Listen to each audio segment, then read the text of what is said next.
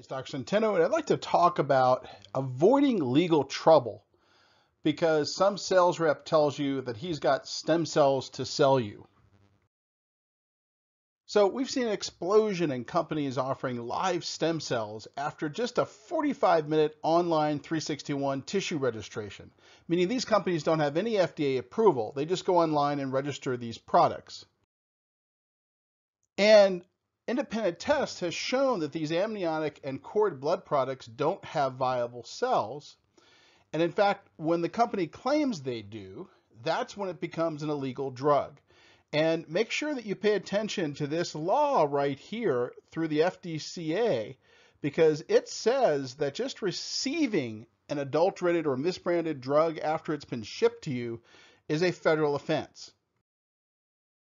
So what does the FDA said about these tissues?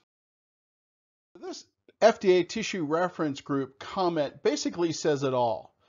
Here's an amniotic manufacturer that asked that if it had living cells, was that product a tissue or a drug? And the FDA came back and said, because it's dependent upon the metabolic activity of living cells for its primary function, your product is a drug. Here's a letter to Osiris, a company that got dinged for products, again, that they thought were tissues, but in fact were drugs. Number one, because they altered something about the characteristics of the tissue, but more importantly, number two, that products are dependent upon the metabolic activity of living cells for their primary function.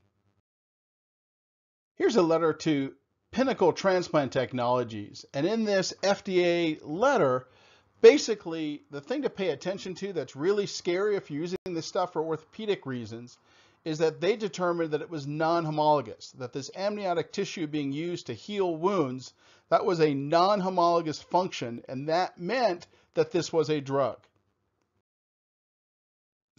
So when an amniotic or cord blood vendor approaches you with a sales song and dance claiming that they have live cells, they're really selling you an illegally marketed drug product.